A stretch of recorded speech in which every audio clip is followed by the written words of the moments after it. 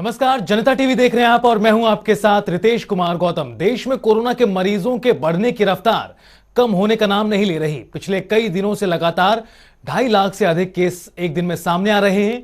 पिछले 24 घंटे की बात करें तो 2,58,000 केस नए सामने आए, जबकि 385 लोगों की मौत हो गई। इन सबके बीच केंद्र सरकार ने कोरोना की तीसरी लहर से निपटने की पूरी तैयारी का दावा किया है, जिसमें वैक्सीनेशन समेत जरूरी पाबंदियां शामिल हैं। लगातार केंद्र सरकार पूरी आबादी को वैक्सीन लगाने पर जोर दे रही है, तो वहीं राज्य सरकारें भी कोरोना से निपटने के लिए पुख्ता इंतजाम करने में जुटी हैं, जिसके परिणाम स्वरूप अब तक देश में 157 करोड़ से अधिक वैक्सीन के टीके लगाए जा चुके हैं।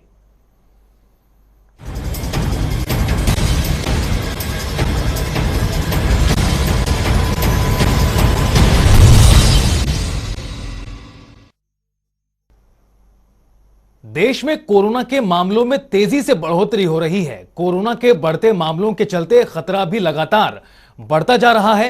ऐसे में जरूरी है कि हम सभी को सरकार की तरफ से जारी गाइडलाइंस और नियम कानूनों का पालन करना चाहिए, जैसे समय समय पर हाथों को अच्छे से धोना, सैनिटाइज करना, मास्क को अच्छे से पहनना, सोशल डिस्टेंसिंग का ध्यान रखना, आसपास साफ सफाई रखना।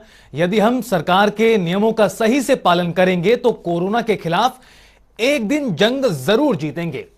वैसे तो आप सभी कोरोना को हराने के लिए हर वक्त तत्पर रहते हैं और जरूरी एहतियात बरत रहे हैं, लेकिन इसके अलावा और क्या जरूरी कदम हैं जो आप यदि समय पर लेते हैं तो कोरोना से बचा जा सकता है?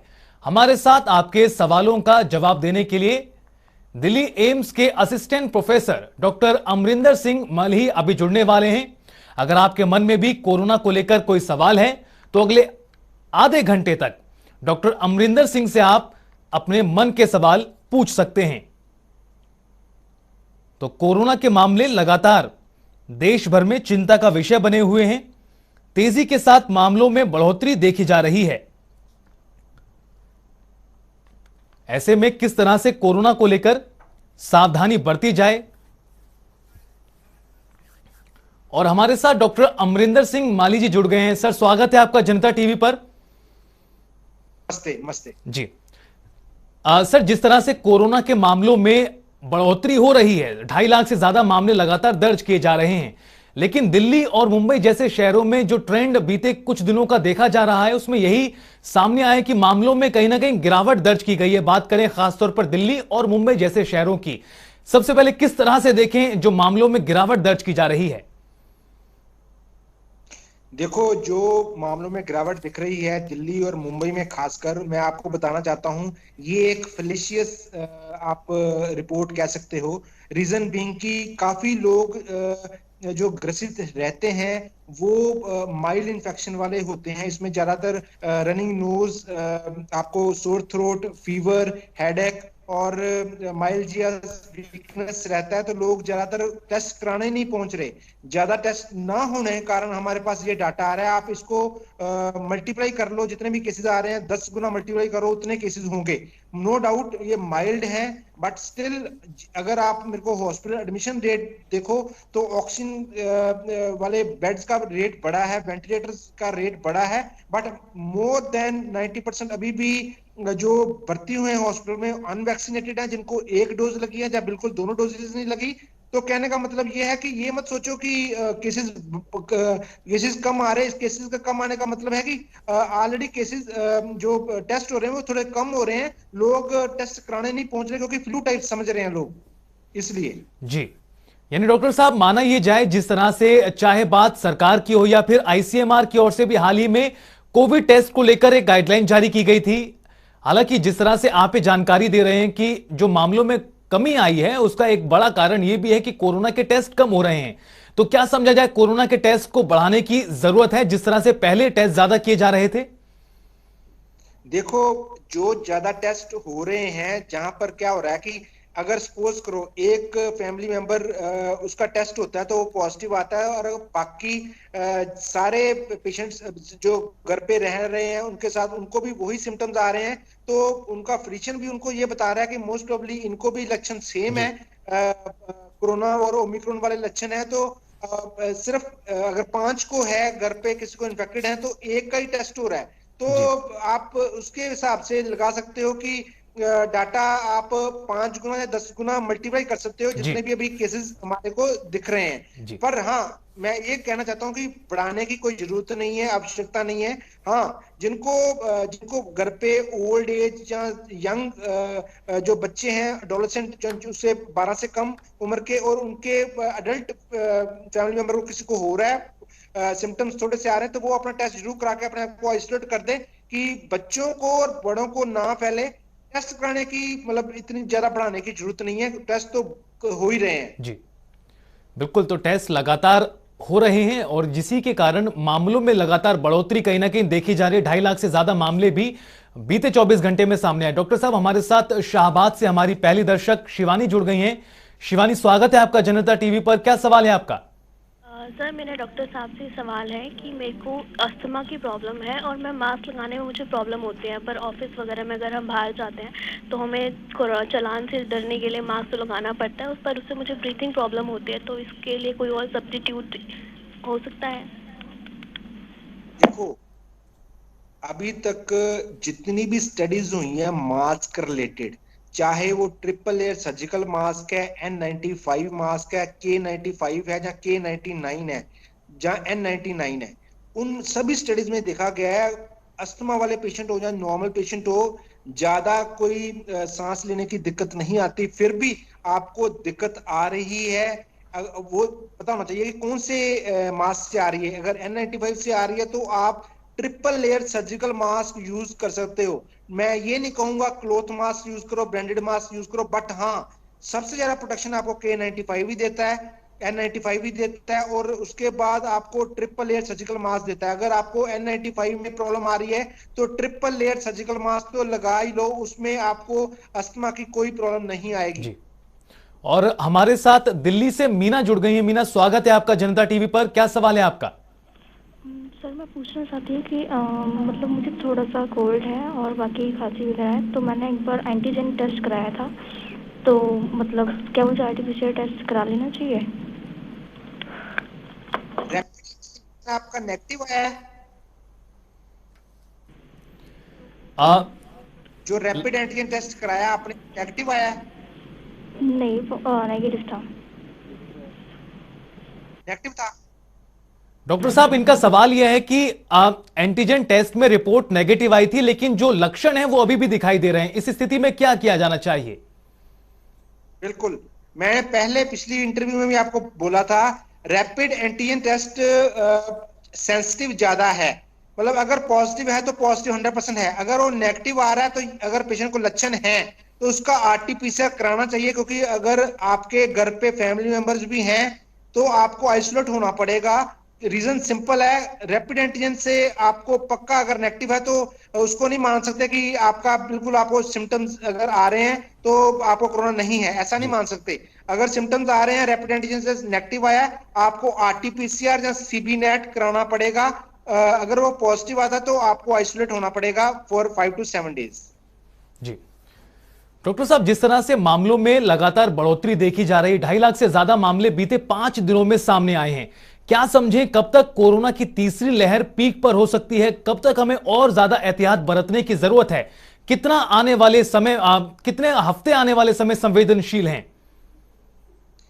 बिल्कुल, बहुत अच्छा प्रश्न है आपका। आईआईटी प्रोफेसर ने इसकी स्टडी की थी। उन्होंने ये बताया कि फरवरी लास्ट और मार्च, मतलब फरवरी लास्ट तक पीक आ सकती है और मार्च तक सेकंड वीक तक ये लहर खत्म भी हो सकती है, क्योंकि जितनी जल्दी राइज करेगा उतना उसका डाउनवर्ड कर्व भी आएगा। बेल शेप्ड कर्व बनता है हमारा, जी जब ग्रोथ एक्सपोनेंशियली ग्रोथ होती है उसके बाद डाउनफॉल भी उतना ही उसकी उतना उतना जल्दी आता है। तो इसका मतलब ये है कि आप लगा लो ये महीना जो बचा है और फरवरी का मिड तक और फरवरी का महीने तक आपको पीक दिख सकती है, थर्ड या सेकंड वीक या फोर्थ वीक जी फरवरी में। और मार्च में शायद ये डाउनवर्ड ट्रेंड खत्म हो जाएगा और मार्च तक खत्म ही हो जाएगी वेव। बिल्कुल, यानी हमें आने वाले कुछ हफ्ते अभी और सावधानी बरतने की जरूरत है। लेकिन डॉक्टर साहब, जिस तरह से दुनिया भर में कोरोना के मामलों में बढ़ोतरी देखी जा रही है, कई देशों में लाखों में मामले सामने आ रहे हैं, भारत में अभी 2.5 लाख मामले दर्ज किए जा रहे हैं बीते कई दिनों से। ऐसे में सावधानी कितनी जरूरत है, लोगों की लापरवाही कितनी भारी पड़ सकती है अगर वो सावधानी और लापरवाहियों को नहीं कम करते हैं तो? एक फ्रेज है, common sense is not so common. अगर हम कॉमन सेंस अच्छे से यूज करें, कोविड एप्रोप्रिएट बिहेवियर अच्छे से यूज करें, तो क्योंकि ये बहुत ट्रांसमिसिबल वायरस है, इन्फेक्शंस ज्यादा है बट पैथोलॉजिकल इतना सिग्निफिकेंट नहीं है, माइल्ड है, बट जो इसकी ट्रांसमिसिबिलिटी रेट है बहुत ज्यादा है। मैंने पहले ही बताया था, फिर दोहरा रहा हूं, जो वुहान का फर्स्ट वेव वायरस आया था वो अल्फा वेरिएंट था, उसमें अगर एक इन्फेक्टेड है तो 2.5 ढाई बंदों को ट्रांसमिट करता है, इन्फेक्ट करता है। और डेल्टा वेरिएंट जो सेकंड वेव में आया था वो अगर एक इन्फेक्टेड है तो 5 बंदों को इन्फेक्ट करता है।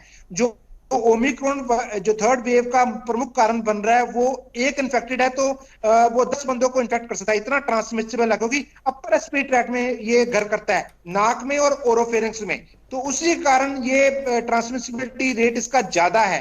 तो मैं यही बता रहा हूं कि Covid appropriate behaviour is the best solution ever. Mask ही हमारा जीवन है। अभी तक जब तक ये कोरोना पैंडेमिक खत्म नहीं होता, आप अच्छे से नाक और मुंह कवर करते हुए टाइट सील से अगर लगा के रखोगे तो बहुत बचाव होगा उससे। और दूसरा, वो भी साधारण मास्क नहीं, क्लॉथ मास्क नहीं, ब्रांडेड मास्क नहीं, मास्क लगाना है तो N95 या ट्रिपल एयर सर्जिकल मास्क। उसके बाद मैं दूसरा बोलूंगा आपको, सामाजिक दूरी अभी भी बहुत ज्यादा जरूरी। जहां पर इमरजेंसी पड़ी तभी आप घर से बाहर निकलो, नहीं तो वर्क फ्रॉम होम करो और कोई सामान मंगाना घर पे मंगवा लो। तीसरा, जिन्होंने अभी तक, मैं आपके चैनल के माध्यम से गुहार लगाऊंगा कि जिन्होंने वैक्सीनेशन अभी तक नहीं ली, प्लीज कृपा करके वैक्सीनेशन ग्रहण करें। जिन्होंने एक सिंगल डोज ली है वो अपनी दूसरी डोज मुकम्मल करें, और जिन्होंने 2 डोज ले चुकी हैं और 60 प्लस हो चुके हैं और फ्रंट लाइन वर्कर्स हैं और इम्यूनो कॉम्प्रोमाइज पेशेंट हैं 60 प्लस वाले, वो जाके अपनी प्रिकॉशनरी डोज लें। जितने भी जिनको बूस्टर डोज और प्रिकॉशनरी डोज लगी है, बाहर स्टडी हुई है फाइजर की, उन्होंने ये बताया जिनको 2 डोज लगी है 30% प्रोटेक्शन है, जिनको प्रिकॉशनरी डोज लग चुकी है उनको 70% प्रोटेक्शन है। तो वैक्सीनेशन सेव्स लाइफ। बिल्कुल डॉक्टर साहब, वैक्सीनेशन बहुत जरूरी है। लगातार आप विशेषज्ञों की ओर से इस बात पर जोर दिया जा रहा है कि वैक्सीन जरूर लगवाएं अगर आप पात्र हो गए हैं। और डॉक्टर साहब, हमारे साथ कांगड़ा से गगनदीप जुड़ गए, हमारे अगले दर्शक। गगनदीप, स्वागत है आपका जनता टीवी पर। क्या सवाल है आपका? सर, मेरे 2 सवाल हैं डॉक्टर साहब से। एक तो ठंड का मौसम है जिस तरह से, तो आमतौर पर भी वायरल फीवर हो जाता है और कोरोना के सिम्टम्स भी ऑलमोस्ट सेम ही है, तो एक तो इन दोनों में किस तरह से डिफरेंशिएशन किया जाए। और दूसरा सवाल ये है कि जिस तरह से भारत में अच्छा खासा वैक्सीनेशन हो चुका है, और क्योंकि मैं हिमाचल से हूँ और हमारे लगभग सारी जनसंख्या को डोज लग चुकी है, तो क्या जो ये माइल्ड सिम्टम आ रहे हैं ये इसी वजह से है कि वैक्सीनेशन हो चुका है सभी का? जिनको वैक्सीनेशन हो चुका है उनको भी हो सकता है, क्योंकि रीजन मैं बताता हूं। हमारा वैक्सीनेशन प्रोग्राम स्टार्ट हुआ था जनवरी 16 2021 को, तो यूके में, यूएसए में और डिफरेंट यूरोपियन कंट्रीज में भी स्टडी हुई है। उन्होंने ये बताया कि ये 2 डोज लगने के बाद आपका जो सिग्निफिकेंट लेवल एंटीबॉडी का रहता है, जो सुरक्षा प्रणाली प्रदान करता है एंटीजन के खिलाफ, वो 6 to 8 मंथ्स तक रहता है। तो जिनको फरवरी, मार्च, अप्रैल में लग चुकी है डोज, उनके एंटीबॉडी लेवल थोड़े से कम हो सकते हैं। उसके कारण आपको वो जो एंटीजन है, ओमिक्रॉन, जब कोविड थर्ड वेव का प्रमुख ओमिक्रॉन ही है, प्लस कुछ जगह पे डेल्टा वेरिएंट है, वो आपको इन्फेक्ट कर सकता है। तो ये मत समझिए कि जिनको 2 डोज लगी है उनको बस एक चीज करनी है, कोविड एप्रोप्रिएट बिहेवियर, और अपनी प्रिकॉशनरी डोज का वेट करें। जब उनको प्रिकॉशनरी डोज लगाने के लिए बोला जाए तो वो लगाएं। अगर इस बीच उनको सिम्टम आ गए, अगर वो कोरोना पॉजिटिव हो चुके, उनको 3 महीने तक वेट करना पड़ेगा एक्स्ट्रा।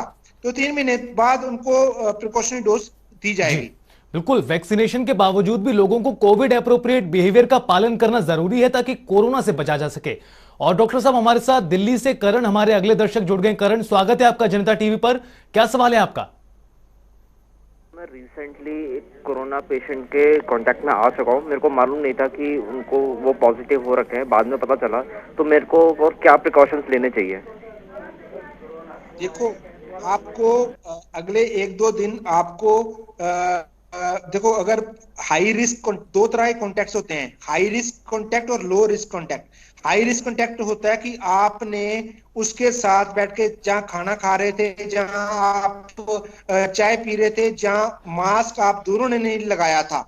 अगर आप एक बंदे ने मास्क लगाया था फुल कवरेज के साथ, अगर दूसरे बंदे ने मास्क नहीं लगाया था, उसकी परसेंटेज इन्फेक्टिविटी की थोड़ी सी कम है।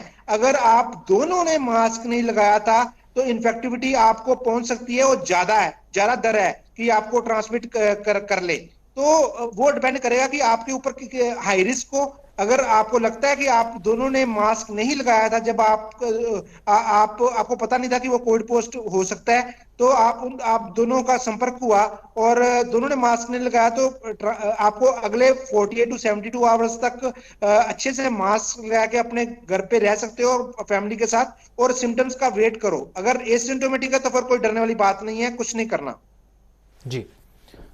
अगर सिम्टम्स आ रहे हैं तो सिम्टम्स के अनुसार ही दवाइयां लें, विशेषज्ञों के अनुसार। और डॉक्टर साहब, एक लापरवाही का भाव उन लोगों में खासतौर पर देखा जा रहा है जिन्होंने वैक्सीन लगवा ली है। जिन्होंने वैक्सीन लगवा ली है उनको ऐसा लग रहा है कि वह कोरोना से बच सकते हैं और कोरोना उनको होगा ही नहीं।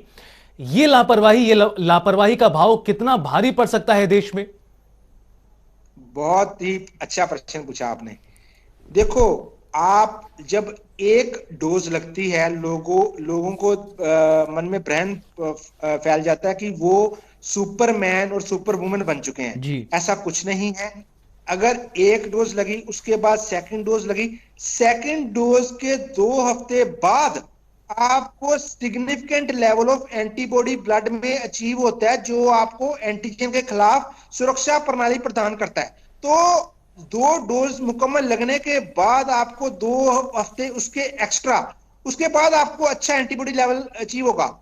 उसके दौरान और उसके बाद भी आपको कोविड एप्रोप्रिएट बिहेवियर अच्छा अप्लाई करके रखना। ये मत समझो कि हमको वैक्सीन लगी तो हमको बेपरवाह होके हम घूम सकते हैं। ओमिक्रॉन का ये है कि ये जब वैक्सीन तैयार की गई थी, उस टाइम अल्फा और डेल्टा वेरिएंट को मद्देनजर तैयार की गई थी, ओमिक्रॉन को देख के तैयार नहीं की गई थी।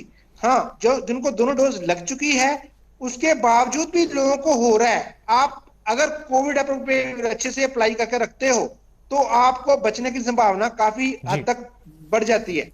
बिल्कुल, तो वैक्सीन बहुत जरूरी है, लगातार इसी बात पर जोर दिया जा रहा है। और डॉक्टर साहब, हमारे साथ दिल्ली से हमारी अगली दर्शक दीपिका जुड़ गई। दीपिका, स्वागत है आपका जनता टीवी पर। क्या सवाल है आपका? हेलो जी दीपिका, क्या सवाल है आपका? हेलो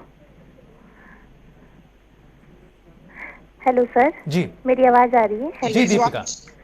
मैं कह रही थी कि मैं दिल्ली में रहती हूँ और मैं मेरी दोस्त है, उसको थोड़ा सा पहले कोविड पॉजिटिव के लक्षण आए थे, वो तो अब ठीक है, लेकिन उसके बाद से मुझे थोड़ा से खांसी और जुकाम जैसे लक्षण दिखाई दे रहे हैं और कफ भी बनता है। तो जैसे ये क्या कोविड के लक्षण हैं, और अगर है तो मुझे क्या प्रिकॉशन रखनी चाहिए, क्या खाने पीने पे ध्यान रखना चाहिए?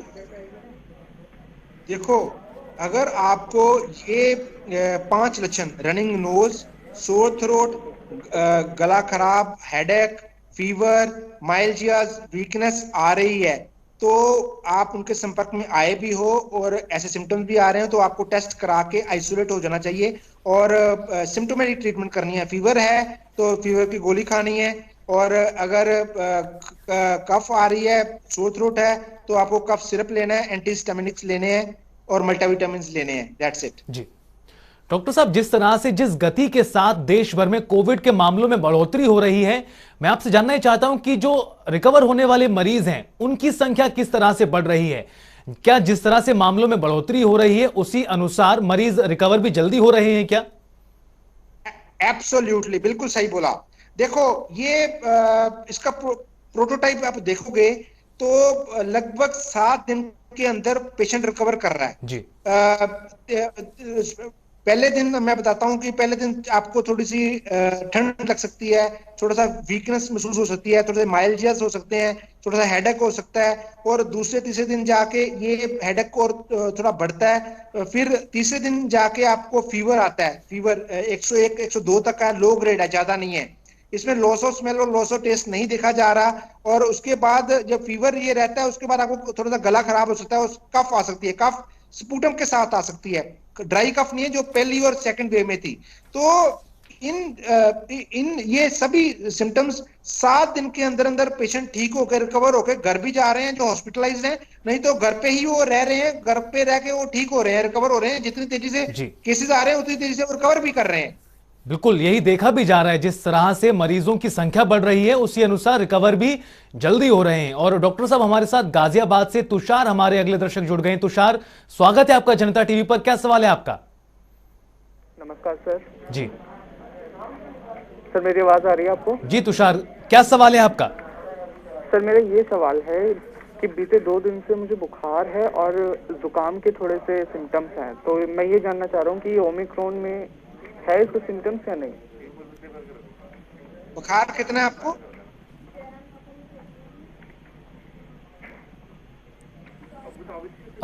डॉक्टर साहब, तुषार का सवाल यह है कि 2 दिनों से बुखार आ रहा है और कुछ हद तक सर्दी खांसी की भी दिक्कत है, क्या कोविड के सिम्टम्स माना जाए इन्हें?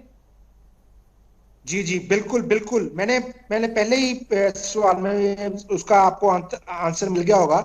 मैंने बताया कि अगर आपको लो ग्रेड फीवर आ रहा है, अगर आपको सोर थ्रोट खांसी आ रही है, हेडेक आ रही है, आपको माइल्डनेस हो रहा है, वीकनेस हो रही है, तो ये ओमिक्रॉन कोविड के सिम्टम्स हैं। आप अपना जांच करा के आइसोलेट हो सकते हैं और सिम्टोमेटिक ट्रीटमेंट ले सकते हैं।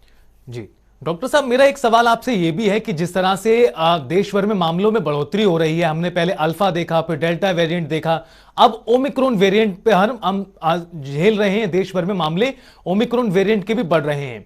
अगर मामले इसी प्रकार से बढ़ते रहे आने वाले कुछ हफ्तों के लिए और भी, तो क्या आने वाले समय में दिक्कतें हमारे लिए बढ़ सकती हैं? क्योंकि अभी ये कहा जा रहा है कि माइल्ड सिम्टम्स सामने आ रहे हैं, गंभीरता कम है, वैक्सीनेशन का दायरा भी लगातार बढ़ रहा है। ऐसे में अगर यही स्थिति आगे भी बनी रही तो क्या किस तरह के हालात हो सकते हैं आने वाले वक्त में?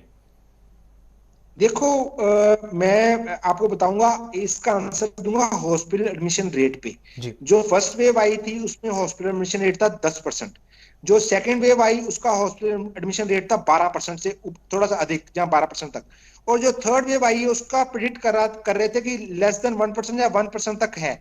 बट दिल्ली में हमने देखा कि फ्रॉम लास्ट 1 वीक का ट्रेंड है, अभी आपके 5% से ऊपर हॉस्पिटल एडमिशन रेट है। चाहे माइल्ड केसेस हैं, बट जिनको इम्यूनो कॉम्प्रोमाइज स्टेट है, जैसे 60 से प्लस लोग हैं, जिनको डायबिटीज है, हाइपरटेंशन है, हार्ट डिजीज है, कोई रेस्पिरेटरी और लंग डिजीज है, जहाँ कोई HIV का पेशेंट है, जहाँ जिनमें इम्यूनिटी डिक्रीज है, जहाँ जो कोई कैंसर से ग्रसित है, तो उनमें हॉस्पिटल एडमिशन रेट हो रही है। तो उसके कारण देखो, हमारे पास अगर सारी जनसंख्या अगर इन्फेक्ट हो जाती है, अगर 50% से ऊपर भी भारत की जनसंख्या होती है और उसमें आप 1% भी लगाओगे, तो हमारे पास जितने बेड्स हैं, बेड्स की अवेलेबिलिटी है, वो आने वाले टाइम में चैलेंज बन सकता है। बट अभी फिलहाल तक ऐसी कोई दुविधा नहीं आई जिसके कारण आपको किसी को भी मतलब असुरक्षित महसूस करना पड़े, क्योंकि हमारे पास एडिक्वेट अमाउंट ऑफ बेड्स और ICU और वेंटिलेटर्स अवेलेबल हैं अभी तक। जी डॉक्टर साहब, जिस तरह से कहा यह जा रहा था तीसरी लहर की शुरुआत से पहले कि तीसरी लहर में बच्चे ज्यादा संक्रमित होंगे, अगर देखा जाए तो हरियाणा से कई ऐसी खबरें आई हैं जहां पर बच्चों में कोरोना संक्रमण की पुष्टि अब हो रही है पहले के मुकाबले ज्यादा। किस तरह से बच्चों को सुरक्षित रखा जाए तीसरी लहर में? देखो, बच्चे फर्स्ट वेव में भी इन्फेक्टेड हुए थे, सेकेंड वेव में भी हुए इन्फेक्टेड, देखो, और थर्ड वेव में भी हो रहे हैं। सीरो पॉजिटिविटी रेट जो दिल्ली का और चंडीगढ़ का, एम्स में और चंडीगढ़ PGI में स्टडी हुई थी, उसमें बताया गया था, चाहे वो बच्चे हैं चाहे बूढ़े हैं, कोई वर्ग के लोग हैं, उनमें 80 to 90% सीरो पॉजिटिविटी सर्वे आया था।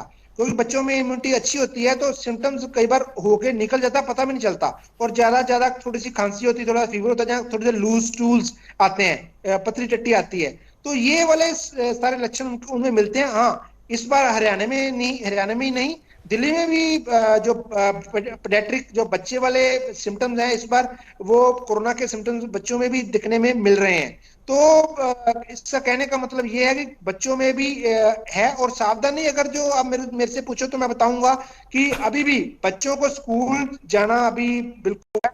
और स्कूल मत भेजो। और दूसरा सेकंड नंबर पे, अगर बाहर खेलने के लिए जा रहा है अभी खेलने मत भेजो, घर पे ही रहे तो सबसे बेस्ट है। और हो सके घर पे भी कोई बाहर से आता है तो हो सके तो वो मास्क लगा के रहे बच्चा घर पे, तो बेस्ट रहेगा। और जितनी थोड़ी सामाजिक दूरी बना के रखेगा बच्चे के लिए ठीक रहेगा। डॉक्टर साहब, वेरिएंट कैसे तैयार होता है? नया वेरिएंट कैसे अपने आप बन जाता है? हमने अल्फा देखा, डेल्टा देखा, अब ओमिक्रॉन देख रहे हैं। आने वाले वक्त में मुमकिन है कि कोई और वेरिएंट भी देखा जाए? एब्सोल्युटली, बहुत अच्छा प्रश्न है। देखो, जैसे हम अपना बचाव करते हैं कोविड अप्रोप्रिएट बिहेवियर से, मास्क लगा लिया, वैक्सीनेशन कर ली, सामाजिक दूरी कर ली, हैंड हाइजीन कर लिया, तो वैसे ही वो अपना बचाव करता है अपने जो उसकी मॉर्फोलॉजी है उसको अंतर लेके, चेंज करके, वेरिएशन करके। वेरिएशन जब करता है, जैसे ओमिक्रॉन में 30 म्यूटेशंस पाई गई हैं। HIV में अभी तक हमने वैक्सीन नहीं बना सके क्योंकि उसमें बहुत हर 1-2 घंटे में कितनी वेरिएशन होती हैं।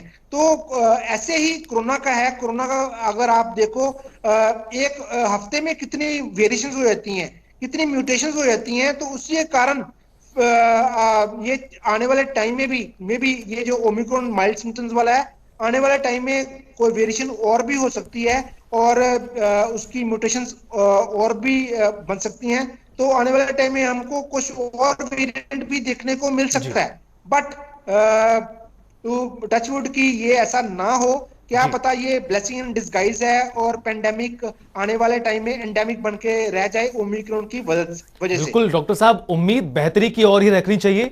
लेकिन जिस तरह से मामलों में बढ़ोतरी हो रही है, लगातार प्रत्येक राज्य से मामलों में बढ़ोतरी की खबरें सामने आ रही हैं। इस बीच कई जगहों पर इस तरह की चर्चाएं शुरू हुई हैं कि सख्ती को अब कम किया जाना चाहिए। इस वक्त जब देश में 2.5 लाख से ज्यादा मामले सामने आ रहे हैं, क्या सख्ती को बढ़ाने की जरूरत है या फिर अब हम कम कर सकते हैं, जिस तरह से दिल्ली या मुंबई में कुछ जगहों पर कुछ फीसदी की कमी आई है मामलों में? बिल्कुल भी नहीं।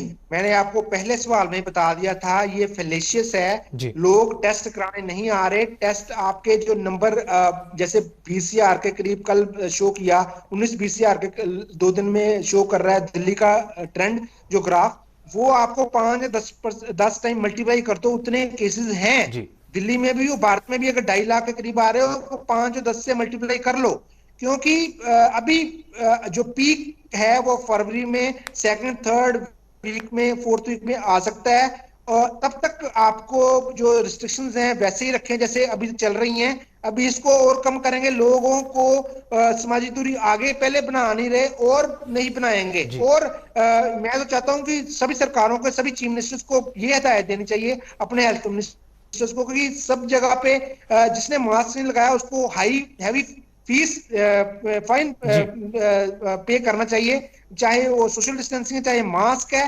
तो ये चीज उनको करनी पड़ेगी। बिल्कुल डॉक्टर साहब, सख्ती की जरूरत है ताकि कोरोना की जो संक्रमण की चेन है उसे तोड़ा जा सके, रोका जा सके। बहुत बहुत शुक्रिया डॉक्टर अमरिंदर जी, जनता टीवी से बात करने के लिए, हमारे दर्शकों के तमाम सवालों का जवाब देने के लिए। इसी के साथ रुकेंगे यहां पर एक छोटे से ब्रेक के लिए। जनता टीवी पर खबरों का सिलसिला लगातार जारी है।